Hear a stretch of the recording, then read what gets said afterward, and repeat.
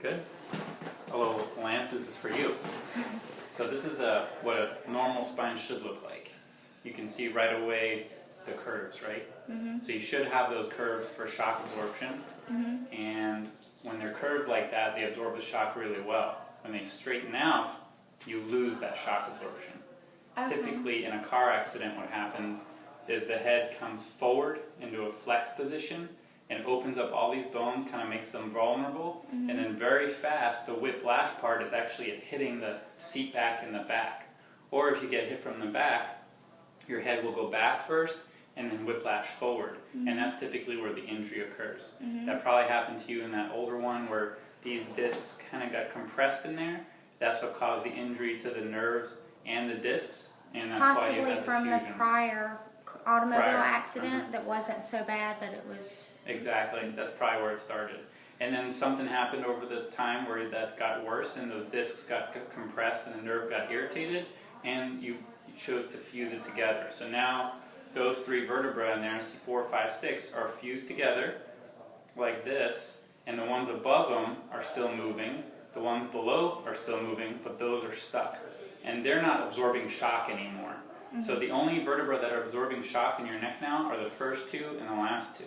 So that makes it difficult when you start with something that should absorb shock like this and be compressive, Mm-hmm. to go to a straighter neck with something that's fused. You're just not having any more shock absorption. You're still able to rotate and bend your head, which we saw yesterday in the exam, Mm-hmm. but you're not able to absorb shock well anymore.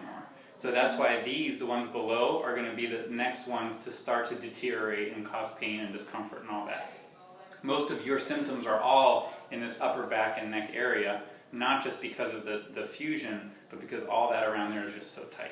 Okay? So that's what I'm looking for from the side. From the back, the pelvis should be even, and the spine should line up in a straight line there. Okay? So let's take a look at your x-rays. So how do we combat that? Keeping it, or is it just... Unfortunately, with the fusion, we can't get, curved back into the neck. We can only kind of adjust a little bit above and below, and then work on the muscles. Mm-hmm. But overall posture, we can work on that, Mm-hmm. and then adjusting the lower back to get that moving properly, we can move that as well. I don't have any pain in my lower back. That's good. Mm-hmm. So, I don't know if you want to tilt it over here. It's possible to see the x-ray. Mm-hmm. So this is your neck from the side. You can see the curve measures 13 degrees. It should be 45 degrees. So if I draw... Oh, wow, a this is regular technology. It should be right there. So you Oh. can see how far forward your neck is from that. The Mhm. neck should be back. But it's impossible for your neck to ever be where the red line is because of that fusion in there, at 4, 5, and 6. So is that not a really great idea? No, I mean, it's good because it took pressure off the nerves and got rid of pain. It did, yes, it did. You obviously have the hardware in there, and it's going to be there for the rest of your life. And these discs above and below are still good. I don't see any thinning going on yet, but when you do experience any discomfort or degeneration down the road 5, 10 years from now, these will be the ones to degenerate first because these guys aren't absorbing shock anymore. There's bone in between where the disc usually is, and that bracket just keeps it together solid. So that's your neck from the side. From the front, you can see the hardware from the front, but what I want you to see is where this line lines up really nice and straight and then kind of comes off to the side a little bit. See how all those bones don't really match up with that center line? So that's your mid-back. Your neck is so perfectly straight here, and then it just starts to come off to this right side here in the mid-back. Those little V's are the tips of the spinous of the vertebra. That's the middle of your vertebra. Okay. Yeah, so you can see if I drew the outline of the vertebra, you can see it here. See how far over it is shifted from that center line? It should be right in the center of it. And this one is right here. It's just kind of all tilted in there. Everything's just kind of tilted off to the side. I see that now.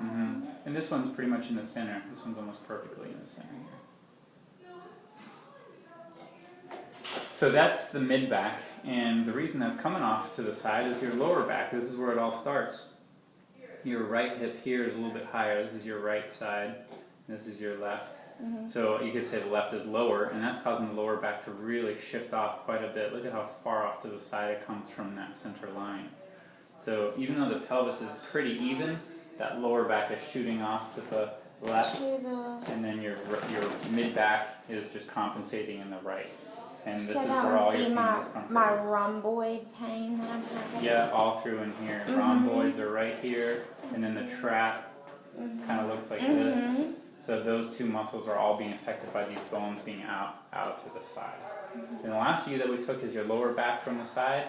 You can see the curvature is pretty good, but again, it's kind of a little bit on the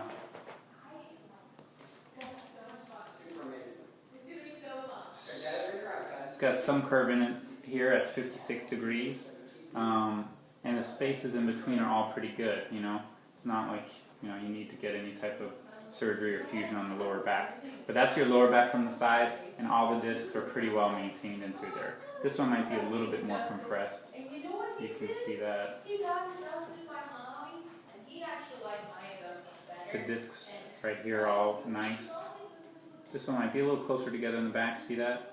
And then this one's a little bit thinner as well. So even though you don't have any lower back discomfort, if you do, in the future, this is where it's coming from, is that disc being compressed in those levels. The most important view we took, obviously, is the surgical modified view here, but I think where I can help you the most is in that mid-back area, getting those bones loosened up and relaxing those That's muscles. where I have the most discomfort at. Okay. Yep. Thank you very much. Okay.